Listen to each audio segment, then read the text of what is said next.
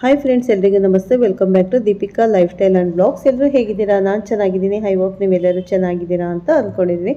Please friends, ಈ ವಿಡಿಯೋನ ಫಸ್ಟಿಂದ ಕೊನೆವರೆಗೂ ಸ್ಕಿಪ್ ಮಾಡ್ತೀನಿ ನೋಡಿ. ನಿಮ್ಗೆ ಇಷ್ಟ ಆದರೆ ಲೈಕ್ ಕೊಡೋದನ್ನು ಖಂಡಿತ ಮರಿಬೇಡಿ. ಓಂ ಶ್ರೀ ಪೂಜ್ಯಾಯ ರಾಘವೇಂದ್ರಾಯ ಸತ್ಯಧರ್ಮ ರಥಾಯ ಚ ಭಜತಾಂ ಕಲ್ಪವೃಕ್ಷಾಯ ನಮತಾಂ ಕಾಮಧೇನುವೇ ನಮಃ. ನಾನಿವಾಗ ತಿಳಿಸ್ಕೊಡ್ತಾ ಇದ್ದೀನಿ ಮಕರ ರಾಶಿ ಬಗ್ಗೆ. ನಿಮಗೆ ಮಕರ ರಾಶಿ ಈ ವಿಡಿಯೋ ಇಷ್ಟ ಆದರೆ ಓಂ ಶ್ರೀ ಗುರು ರಾಘವೇಂದ್ರಾಯ ನಮಃ ಅಂತ ಕಮೆಂಟ್ ಮಾಡಿ. ಮಕರ ರಾಶಿ 2025ನೇ ಇಸವಿಯಲ್ಲಿ ಮಕರ ರಾಶಿಯವರಿಗೆ ಹೇಗಿದೆ, ಏನಾದರೂ ಅನುಕೂಲವ ಅಥವಾ ತೊಂದರೆ ಆಗುತ್ತದೆಯೋ ಎಂಬಂತಹ ಎಲ್ಲ ವಿಷಯಗಳನ್ನು ಕೂಡ ನಾವು ಇಲ್ಲಿ ತಿಳಿದುಕೊಳ್ಳೋಣ. ನಾವು ಇಲ್ಲಿ ಹೇಳುವಂಥದ್ದು ಗೋಚಾರ ಫಲ ಅಂತ ಹೇಳಿ ಗ್ರಹ ಸ್ಥಿತಿಯನ್ನು ನಿಧಾನವಾಗಿ ಸಂಚಾರ ಮಾಡುವಂತಹ ಗ್ರಹ ಸ್ಥಿತಿಯನ್ನು ನೋಡಿಕೊಂಡು ಹೇಳುವಂತಹ ಒಂದು ಪ್ರಯತ್ನ ಮಾಡುತ್ತೇವೆ. ಯಾಕಂದರೆ ಮಕರ ರಾಶಿಯವರಿಗೆ ಗೊತ್ತಿದೆ, ಈಗ ಸದ್ಯಕ್ಕೆ 7.5 ಶನಿ ಮುಗಿದಿದೆ. ಈಗ ಅಂದರೆ ಮಕರ ರಾಶಿ ಜೂನ್ ತಿಂಗಳ ಮಾಸ ಭವಿಷ್ಯ ಹೀಗಿದೆ ಅನ್ನುವಂಥದ್ದು ಈ ವಿಡಿಯೋದಲ್ಲಿ ನಾವು ನೋಡೋಣ. ಪ್ರಮುಖವಾದ ಬದಲಾವಣೆಗಳು ಎಲ್ಲವೂ ಕೂಡ ನಾವು ಮುಗಿಸಿಕೊಂಡು ಬಂದುಬಿಟ್ಟು ಶನಿ ಬದಲಾವಣೆ ಆಯಿತು, ಗುರು ಬದಲಾವಣೆ ಆಯಿತು, ರಾಹುಕೇತುಗಳ ಬದಲಾವಣೆಯೂ ಆಯಿತು. ಸುಮಾರು 2.5 ವರ್ಷಗಳ ಕಾಲ ಒಂದು ಮನೆಯಲ್ಲಿ ಇರುವಂತಹ ಶನಿ ಬದಲಾವಣೆಯನ್ನು ನೋಡಿದ್ವಿ. ದೀರ್ಘಕಾಲದ ಬದಲಾವಣೆ, ಹಾಗೆ 1 ವರ್ಷ ಕಾಲಕ್ಕೆ ಒಮ್ಮೆ ಬದಲಾವಣೆ ಆಗುವಂತಹ ಗುರು ಬದಲಾವಣೆ ನೋಡಾಯಿತಲ್ಲ. ಇನ್ನು 18 ತಿಂಗಳು ಒಂದೇ ಮನೆಯಲ್ಲಿ ಕೂಡುವಂತಹ ರಾಹುಕೇತುಗಳ ಬದಲಾವಣೆ ನೋಡಾಯಿತು. ಇನ್ನೇನಿದ್ರು ತಿಂಗಳು ಅಥವಾ 45 ದಿನ ಈ ಥರ ಬದಲಾವಣೆ ಆಗುವಂತಹ ಗ್ರಹಗಳು ಮಾತ್ರ ನಮಗೆ ಜೂನ್ ತಿಂಗಳಲ್ಲಿ ಕಾಣುವಂಥದ್ದು ನೀವು ನೋಡಬಹುದು. ಸರಿ, ಹಾಕಿದರೆ ಮಕರ ರಾಶಿಯವರೇ 6ನೇ ತಾರೀಕು ಅಂದರೆ ಈಗ ಆಲ್ರೆಡಿ 6ನೇ ತಾರೀಕು ಸಪ್ತಮದಲ್ಲಿದ್ದಂತಹ ಕುಜ, ಅಂದರೆ 7ನೇ ಮನೆಯಲ್ಲಿದ್ದಂಥ ಕುಜ, ನೀಚ ಸ್ಥಾನದಲ್ಲಿದ್ದಂತಹ ಕುಜ ತನ್ನ ಮಿತ್ರನ ಮನೆಗೆ ಬರ್ತಾ ಇದ್ದಾನೆ. ಅಂದರೆ ಕುಜ 6ನೇ ತಾರೀಕು 7ನೇ ಮನೆಯಲ್ಲಿದ್ದಂಥ ಕುಜ, ನೀಚ ಸ್ಥಾನದಲ್ಲಿದ್ದಂಥ ಕುಜ ತನ್ನ ಮಿತ್ರನ ಮನೆಗೆ ಬರ್ತಾ ಇದ್ದಾನೆ. ಅಲ್ಲಿಗೆ ಏನಾಯಿತು, ನಿಮ್ಮ ರಾಶಿಗೆ 8ನೇ ಮನೆ ಆಯಿತು. ಕುಜ ದೋಷ ಅಂತ ನೀವು ಡಿಸಿಷನ್ ತಗೋಬಾರ್ದು. ಅಷ್ಟಮದಲ್ಲಿ ಕುಜ ಇದ್ದರೂ ಸಹ ಅದು ಮಿತ್ರನ ಮನೆ, ಜೊತೆಗೆ ಸಿಂಹ ರಾಶಿಯಲ್ಲಿ ಕುಜ ಇದ್ದರೆ ಅದು ತಾತ್ಕಾಲಿಕ ದೋಷ ಪರಿಹಾರ ಆಗುತ್ತೆ, ಸ್ವಾಭಾವಿಕ ಪರಿಹಾರ ಆಗುತ್ತೆ. ಹಾಗಾಗಿ ಮಕರ ರಾಶಿಯವರಿಗೆ ಕುಜನಿಂದ ಉತ್ತಮ ಕಾಲ ಪ್ರಾರಂಭ ಆಗ್ತಾ ಇದೆ. ಅದು 6ನೇ ತಾರೀಕು ಜೂನ್ ತಿಂಗಳಿಂದ. ಇನ್ನು 6ನೇ ತಾರೀಕು ಬುಧ ಪಂಚಮದಿಂದ ಷಷ್ಠಕ್ಕೆ ಬರ್ತಾ ಇದ್ದಾರೆ. ತನ್ನ ಸ್ವಕ್ಷೇತ್ರ ಬರ್ತಾ ಇರೋದ್ರಿಂದ ಋಣ ರೋಗ ಶತ್ರುಗಳು ಅಪ್ಲೈ ಆಗಲ್ಲ, ಅವರೇ ನಿಮಗೆ ಭಾಗ್ಯಾಧಿಪತಿ ಕೂಡ. ಹಾಗಾಗಿ 6ನೇ ತಾರೀಕು ಬುಧನು ಕೂಡ ತಮ್ಮ ಸ್ಥಾನದಿಂದ ಮುಂದಿನ ಸ್ಥಾನಕ್ಕೆ ಹೋಗಿ, ಅಂದರೆ ವೃಷಭ ರಾಶಿಯಿಂದ ಮಿಥುನ ರಾಶಿಗೆ ಹೋಗಿ ಮಕರ ರಾಶಿಯವರಿಗೆ 6ನೇ ಮನೆಗೆ ಬಂದು ಕೂತ್ಕೋತಾರೆ. ಅದಾದ ನಂತರ 15ನೇ ತಾರೀಕು ಸೂರ್ಯ ಅಷ್ಟಮಾಧಿಪತಿ ಸೂರ್ಯ ಷಷ್ಠಕ್ಕೆ 6ನೇ ಮನೆಗೆ ಬರ್ತಾನೆ. 15ನೇ ತಾರೀಕು ಸೂರ್ಯ ಈಗಾಗಲೇ ಶತ್ರುವಿನ ಮನೆಯಲ್ಲಿದ್ದು ತನ್ನ ಮಿತ್ರನ ಮನೆಗೆ ಬರ್ತಾ ಇದ್ದಾರೆ.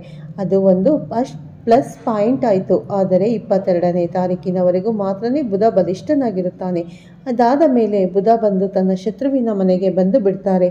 7ನೇ ಮನೆಗೆ ಮಕರ ರಾಶಿಯವರಿಗೆ 6ನೇ ಮನೆಯಲ್ಲಿ ಇದ್ದಂತಹ ಬುಧ 7ನೇ ಮನೆಗೆ ಬರ್ತಾರೆ.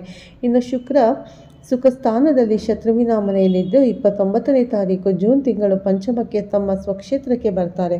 ಬಟ್ ಅದು ಬರೋ ತಿಂಗಳಿಗೆ ಹೋಗಿಬಿಡುತ್ತೆ. ಈ ತಿಂಗಳು 29ನೇ ತಾರೀಕು ಅಂದರೆ 29 ದಿನಗಳಾದ ಮೇಲೆ ಬದಲಾವಣೆ ಆಗುವಂಥದ್ದು ಮಾಹಿತಿ ಇರಲಿ ಅಂತ ನಾನು ನಿಮಗೆ ಕೊಟ್ಟಿದ್ದೀನಿ. ಸರಿ, ಹಾಗಿದ್ದಲ್ಲಿ ನಿಮ್ಮ ರಾಶಾಧಿಪತಿಯಾಗಿರತಕ್ಕಂಥ ಶನಿ 3ನೇ ಮನೆಯಲ್ಲಿ ಇದ್ದಾರೆ. ಸಾಧಾರಣವಾಗಿ 3, 6, 11 ವಿಶೇಷ ಯಾರಿಗೆ ಶನಿಗೆ. ಅದಲ್ಲದೆ ನಿಮ್ಮ ರಾಶಿಗೆ 7.5 ಅನ್ನುವಂಥದ್ದು ಸುಮಾರು 7.5 ವರ್ಷದಿಂದ ನಡೀತಾ ಇತ್ತು. ಈಗ 7.5 ದೂರ ಆಯಿತು. ಹಾಗಾಗಿ ಶನಿಯ ಎಂಡರಲ್ಲಿ ಇದ್ದಂತಹ ನೀವು ಬಿಡುಗಡೆಯನ್ನು ಹೊಂದಿ ಸುಮಾರು 3 ತಿಂಗಳು ಮೇಲಾಯಿತು. ಇನ್ನೇನಿದ್ರು ಶುಭ ಫಲನೇ. ಶನಿಯಿಂದ ನಿಮಗೆ ಯಾವುದೂ ಪ್ರಾಬ್ಲಮ್ ಇಲ್ಲ. ಮಕರ ರಾಶಿಯವರಿಗೆ ಶರೀರ ಬಲಿಷ್ಠವಾಗುತ್ತೆ. ಇಷ್ಟು ದಿನ ಜರ್ಜರಿತವಾಗಿದ್ದಂತಹ ಶರೀರ, ಜೊತೆಗೆ ಹಲವಾರು ಸಮಸ್ಯೆಗಳನ್ನು ಹೊಂದಂತಹ ಶರೀರ, ಕೈ ನೋವು, ಕಾಲು ನೋವು, ಹೊಟ್ಟೆ ನೋವು, ತಲೆನೋವು, ಹೀಗೆ ನೋವುಗಳನ್ನು ಅನುಭವಿಸುತ್ತಿದ್ದಂತಹ ರಾಶಿಯವರಿಗೆ ಈಗ ಬಿಡುಗಡೆ ಪ್ರಾರಂಭ ಆಗುತ್ತೆ. ಜೂನ್ 28ನೇ ತಾರೀಕಿನವರೆಗೂ ಪರ್ವಕಾಲ ಇರುತ್ತೆ. ಹಾಗಾಗಿ ಶನಿ ಪ್ರಭಾವದಲ್ಲೇ ಇರ್ತೀರಾ ಅಂತ ನಾವು ಅನಾಲಿಸಿಸ್ ಮಾಡ್ಕೋಬೇಕು. ಆದರೆ ಈ ತಿಂಗಳು ನಿಮಗೆ ಶನಿಯಿಂದ ಒಳ್ಳೆ ಫಲ. ಅದಲ್ಲದೆ 2ನೇ ಮನೆ ಅಧಿಪತಿಯು ಶನಿನೇ. ಕುಟುಂಬ ಸ್ಥಾನಕ್ಕೂ, ಧನಸ್ಥಾನಕ್ಕೂ, ವಾಕ್ಸ್ಥಾನಕ್ಕೂ, ವಿದ್ಯಾಸ್ಥಾನಕ್ಕೂ ಅಧಿಪತಿ ಶನಿನೇ. ಅವರು ಚೆನ್ನಾಗಿರೋದ್ರಿಂದ ಕುಟುಂಬದಲ್ಲಿ ಅಭಿವೃದ್ಧಿ, ಬೆಳವಣಿಗೆ ನಿಮಗೆ ಬಂದು ಸೇರುತ್ತೆ. ಧನದ ಮೌಲ್ಯ ಮತ್ತು ನಿಮಗೆ ತಿಳಿಯುತ್ತೆ. ಹಣದ ವ್ಯಾಲ್ಯೂ ನಿಮಗೆ ಗೊತ್ತಾಗುತ್ತೆ. ಹಣವನ್ನು ಯಥೇಚ್ಛವಾಗಿ ಖರ್ಚು ಮಾಡ್ತಾ ಇದ್ದಂತಹ ನಿಮಗೆ ಕಂಜುಸ್ತನ ಮಾಡುವಂಥ ಸಮಯ ಪ್ರಾರಂಭ ಆಗುತ್ತೆ. ಮುಂದಿನ ಫ್ಯೂಚರ್ ಬಗ್ಗೆ ಯೋಚನೆ ಮಾಡ್ತಾ ಸ್ವಲ್ಪ ಹಣವನ್ನು ಎತ್ತಿಡುವಂಥ ಒಂದು ಸ್ವಭಾವ ನಿಮ್ಮಲ್ಲಿ ಉತ್ಪತ್ತಿಯಾಗುತ್ತೆ. ಹಾಗಾಗಿ ಸಾಧಾರಣವಾಗಿ ನಾವು ನೋಡೋದಾದರೆ ಯಾವುದೇ ಥರದ ಶನಿಯಿಂದ ನಿಮಗೆ ಹಣದ ಸಮಸ್ಯೆ ಆಗಲಿಕ್ಕಿಲ್ಲ. ಇನ್ನು ವಾಕ್ಸ್ಥಾನ ಅಂದರೆ ಮಾತಿನ ಸ್ಥಾನ. ಇಷ್ಟು ದಿನ ನೀವು ವ್ಯಾಲ್ಯೂಸ್ ಇಲ್ಲದೆ ಮಾತಾಡ್ತಾ ಇರಬಹುದು ಅಥವಾ ನಿಮ್ಮ ಮಾತಿಗೆ ಬಲ ಇಲ್ಲದೆ ಇರಬಹುದು. ಇನ್ನು ಮುಂದಕ್ಕೆ ಬಲ ಶುರುವಾಗುತ್ತೆ. ಮಕರ ರಾಶಿಯವರಿಗೆ ಬಲ ಶುರುವಾಗಿ ಒಳ್ಳೆಯ ಮಾತುಗಾರಾಗ್ತೀರಾ. ಮತ್ತು ಯಾವ ಸಮಯಕ್ಕೆ ಹೇಗೆ ಮಾತಾಡಬೇಕು, ಕುಶಾಗ್ರಮತಿಯಿಂದ ಸಂಸ್ಕೃತದಲ್ಲಿ ಕರಿತೀವಿ. ಕುಶಾಗ್ರಮತಿ ಅಂದರೆ ಬೇಗ ತಿಳ್ಕೊಳ್ಳುವಂಥದ್ದು. ಏನಾದರೂ ಒಂದು ವಿಚಾರ ಇತ್ತು ಅಂದರೆ ಅದು ಇಮಿಡಿಯೇಟ್ ಆಗಿ ನಿಮ್ಮ ತಲೆಗೆ ಬರುತ್ತೆ. ಕುಶಾಗ್ರಮತಿ ಪ್ರಾರಂಭ ಆಗುತ್ತೆ. ಸಮಯ ಸ್ಫೂರ್ತಿ ಅನ್ನುವಂಥದ್ದು ನಿಮಗೆ ಉತ್ಪತ್ತಿ ಆಗುತ್ತೆ. ಸಮಯ ಸ್ಫೂರ್ತಿ ಅಂದರೆ ಯಾವ ಸಮಯಕ್ಕೆ, ಯಾವ ಸಂದರ್ಭಕ್ಕೆ, ಎಲ್ಲಿ, ಯಾವಾಗ, ಹೇಗೆ, ಯಾರ ಹತ್ರ ಮಾತಾಡಬೇಕು ಅನ್ನುವಂಥದ್ದು ನಿಮಗೆ ಶನಿ ಮುಂದಕ್ಕೆ ಕಲಿಸಿಕೊಡ್ತಾರೆ. ಅದು ಪಾಸಿಟಿವ್ ಆಗಿ. ಇನ್ನು ವಿದ್ಯೆ, ಮಕರ ರಾಶಿಯು ವಿದ್ಯಾರ್ಥಿಗಳಿಗೆ ಯಾವುದೇ ತರಹದ ಅಸಂಬದ್ಧ ಸಮಸ್ಯೆಗಳಾಗದೆ ಒಂದು ಒಳ್ಳೆಯ ಅಭಿವೃದ್ಧಿಯನ್ನು ಕಾಣಬಹುದು. ಯಾವುದೇ ಥರದ ನೆಗೆಟಿವಿಟಿ ಇಲ್ಲ. ವಿದ್ಯಾರ್ಥಿಗಳಿಗೆ ಭಯ ದೂರ ಆಗುತ್ತೆ. ಮಕರ ರಾಶಿಯ ವಿದ್ಯಾರ್ಥಿಗಳಿಗೆ ಉನ್ನತವಾದಂಥ ಸ್ಥಾನ ಮಾನ, ಉನ್ನತವಾದಂಥ ಶಿಕ್ಷಣ ವ್ಯವಸ್ಥೆ ಅನ್ನುವಂಥದ್ದು ಸಿಗುತ್ತೆ. ಶನಿಯಿಂದ ಇದೆಲ್ಲ ಸಿಕ್ಕಿದರೆ ಇನ್ನು ಗುರು ನಿಮಗೆ ವ್ಯಯಾಧಿಪತಿ ಹಾಗೂ ಧೈರ್ಯಾಧಿಪತಿ 6ನೇ ಮನೆಯಲ್ಲಿ ಇದ್ದಾರೆ. ಸ್ವಲ್ಪ ಉದರ ಬಾಧೆಗಳು ಮಾತ್ರ ಬರುವಂಥ ಸಾಧ್ಯತೆ, ಅಂದರೆ ಹೊಟ್ಟೆ ಸಂಬಂಧಪಟ್ಟಂಥ ಸಮಸ್ಯೆಗಳು ಮಾತ್ರ ಬರುತ್ತೆ. ಕಾರಣ 6ನೇ ಮನೆಯಲ್ಲಿ ಗುರು ಇದ್ದಾರೆ, ಗುರುಬಲ ಇಲ್ಲ. 6ನೇ ಮನೆಯಲ್ಲಿ ಗುರು ಇದ್ದಾರೆ, ಗುರುಬಲ ಇಲ್ಲ. ಹೋಯಿತು ನಿಮಗೆ ಹೋದ ತಿಂಗಳು 15ನೇ ತಾರೀಕಿಗೆ ಗುರುಬಲ ಹೋಯಿತು. ಇನ್ನೇನು ಗುರುಬಲ ಅನ್ನುವಂಥದ್ದು ನಿಮಗೆ ಇಲ್ಲ. ಹಾಗಾಗಿ ಗುರುಬಲ ಇಲ್ಲದೆ ಇದ್ದರೂ ಕೂಡ ಗುರುವಿನಿಂದ ಕೆಟ್ಟದ್ದಾಗಲ್ವಲ್ಲ. ಆದರೆ 6ನೇ ಮನೆಯಲ್ಲಿ ಇರೋದ್ರಿಂದ ಉದರ ಬಾಧೆಗಳು, ಹೊಟ್ಟೆ ಸಂಬಂಧಪಟ್ಟಂಥ ಸಮಸ್ಯೆಗಳು ಬರಬಹುದು. ಸ್ವಲ್ಪ ಅದರ ಕಡೆ ಜಾಗ್ರತೆ ವಹಿಸತಕ್ಕಂತೂ ಉತ್ತಮ. ಇನ್ನು ನಿಮಗೆ ಸುಖ ಮತ್ತು ಲಾಭವನ್ನು ಕೊಡುವಂಥದ್ದು ಯಾರು ಅಂದರೆ ಕುಜ. ಲಾಭಸ್ಥಾನಕ್ಕೆ ಅಧಿಪತಿ, ಸುಖ ಸ್ಥಾನಕ್ಕೆ ಅಧಿಪತಿಯಾದಂಥ ಕುಜ ನಿಮಗೆ ಸಪ್ತಮದಿಂದ ಅಷ್ಟಮಕ್ಕೆ 6ನೇ ತಾರೀಕು ಬರ್ತಾರೆ. ತನ್ನ ಮಿತ್ರನ ಮನೆಗೆ ಕುಜ ಬಂದಾಗ ಅಷ್ಟಮ ಸ್ಥಾನ ಆದರೂ ಸಹ ನಿಮಗೆ ಯಾವುದೇ ತರಹ ತೊಂದರೆ ಇಲ್ಲದೆ ಕುಜದಿಂದ ನಿಮಗೆ ಭೂಮಿ ಖರೀದಿ ಯೋಗ, ಮನೆ ಕಟ್ಟುವ ಯೋಗ, ಅಪಾರ್ಟ್ಮೆಂಟ್ ಪ್ಲಾಟ್ ತಗೊಳ್ಳುವಂಥದ್ದು, ವ್ಯವಸಾಯದಲ್ಲಿ ಕೆಲಸ ಮಾಡ್ತಾ ಇರತಕ್ಕಂಥ ರೈತರಿಗೆ ತುಂಬ ಚೆನ್ನಾಗಿರುತ್ತೆ. ವ್ಯವಸಾಯದ ಭೂಮಿಯನ್ನು ಪರ್ಚೇಸ್ ಮಾಡಬೇಕಂತಂದರೆ ಇದು ಒಳ್ಳೆ ಸುವರ್ಣ ಅವಕಾಶ. ಎಲ್ಲವೂ ಕೂಡ ನಿಮಗೆ ಕುಜನ ದೆಸೆಯಿಂದ ಸಿಗುತ್ತೆ. ಆದರೆ 8ನೇ ಮನೆಯಲ್ಲಿ ಕುಜ ಇರೋದ್ರಿಂದ ಎಚ್ಚರ, ಅಪಘಾತಗಳಾಗುವಂತಹ ಸಾಧ್ಯತೆಗಳು ಇರುತ್ತೆ. ಅಪಘಾತ ಅಂದರೆ ಕಾರು ಗಾಡಿಯಲ್ಲೇ ಆಗಬೇಕು ಅಂತಲ್ಲ, ಮೆಟ್ಲಿಂದ ಜಾರಿ ಬೀಳಬಹುದು, ಎಡವು ಬಿಟ್ಟು ಬೀಳಬಹುದು, ಅಥವಾ ಏನಾದರೂ ಬೀಳಬಹುದು. ಇದೆಲ್ಲವನ್ನು ಕೂಡ ಅಪಘಾತದ ವಿಚಾರಕ್ಕೆ ನಾವು ಪರಿಗಣಿಸ್ತೀವಿ. ಆದ್ದರಿಂದ ಸ್ವಲ್ಪ ಅಪಘಾತದ ಬಗ್ಗೆ ಎಚ್ಚರ ವಹಿಸತಕ್ಕಂಥದ್ದು ಒಳ್ಳೆಯದು. ಇನ್ನು ಪಂಚಮ ಮತ್ತು ದಶಮಾಧಿಪತಿಯಾಗಿ ಇರತಕ್ಕಂಥ ಶುಕ್ರ ಪ್ರಸ್ತುತ ಸುಖ ಸ್ಥಾನದಲ್ಲಿ ಇದ್ದಾರೆ. ಶುಕ್ರನಿಂದ ನಿಮಗೆ ಯಾವುದೇ ಥರದ ತೊಂದರೆಗಳಿಲ್ಲ.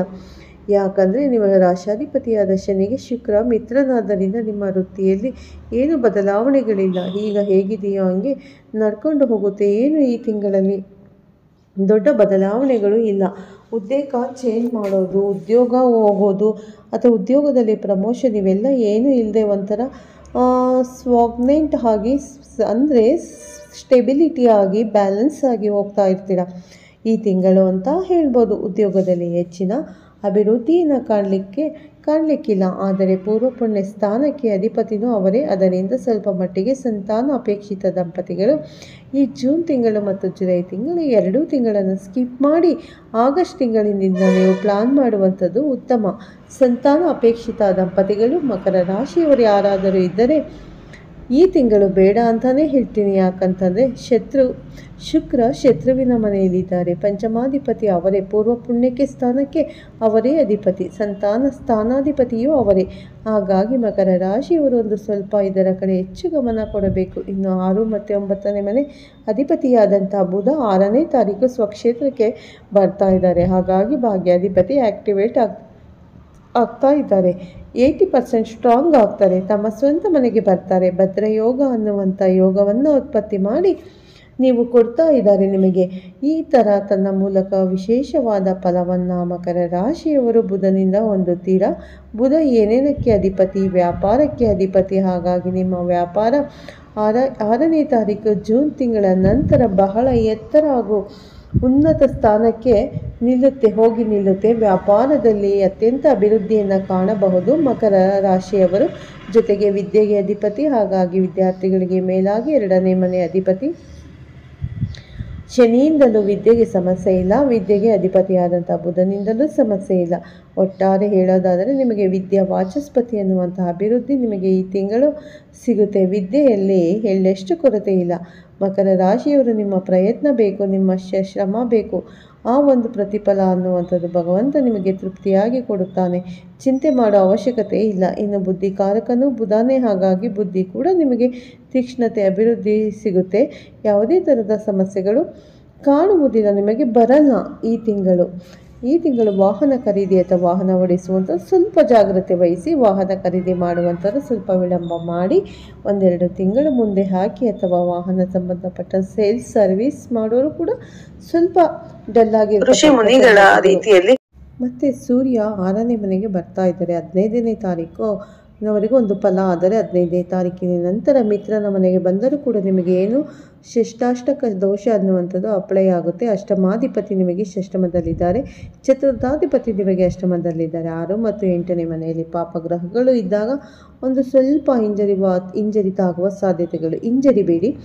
ಯಾವುದೇ ಸ್ಟೆಪ್ಪನ್ನು ಫ್ರಂಟಾಗಿ ಇಟ್ಟಂತ ನೀವು ಬ್ಯಾಕ್ ಮಾಡ್ಕೋಬೇಡಿ. ಸಾಧ್ಯವಾದಷ್ಟು ಕಾಯಿರಿ. ನಿಮ್ಮ ಸಮಯಕ್ಕೆ ಕಾದ ಮೇಲೆ ಗೆಲ್ಲಿ ಅನ್ನುವಂಥದ್ದು ನಾವು ನಿಮಗೆ ತಿಳಿಸಿಕೊಡ್ತೀವಿ. ಸೂರ್ಯನಿಂದ ಒಂದು ಸ್ವಲ್ಪ ಆರೋಗ್ಯದಲ್ಲಿ ಏರುಪೇರು ಬರಬಹುದು. ಈಗಾಗಲೇ ಹೇಳಿದ ಹಾಗೆ ಸ್ವಲ್ಪ ಉದರ ಬಾಧೆ, ಹೊಟ್ಟೆ ಸಂಬಂಧಪಟ್ಟಂಥ ಸಮಸ್ಯೆ ಬರುತ್ತೆ. ಅಂಥ ದೊಡ್ಡ ಸಮಸ್ಯೆ ಏನಿಲ್ಲ. ಸ್ಕಿನ್ ಇಶ್ಯೂಸ್ ಆಗುವಂಥದ್ದು ಸಾಧ್ಯತೆ ಕೂಡ ಇದೆ. ಇದೆಲ್ಲ ನೋಡೋದ್ರಿಂದ ಸ್ವಲ್ಪ ಶುಭ ಫಲಗಳು ಇದೆ, ಅಶುಭ ಫಲಗಳು ಇದೆ. ಈ ಮಕರ ರಾಶಿಯವರಿಗೆ ಯಾವುದಕ್ಕೂ ನೀವು ಯೋಚನೆ ಮಾಡಿ ಹೆಜ್ಜೆಯನ್ನು ಮುಂದೆ ಇಡಿ. ಓಕೆ, ಖಂಡಿತ ಈ ತಿಂಗಳು ತುಂಬಾ ಒಳ್ಳೆಯದಾಗುತ್ತೆ ಅಂತ ಹೇಳಿ ಈ ವಿಡಿಯೋನ ಇಲ್ಲೇ ಮುಗಿಸ್ತೀನಿ. ಮತ್ತೆ ಸಿಗ್ತೀನಿ. Okay, bye, take care, bye all friends.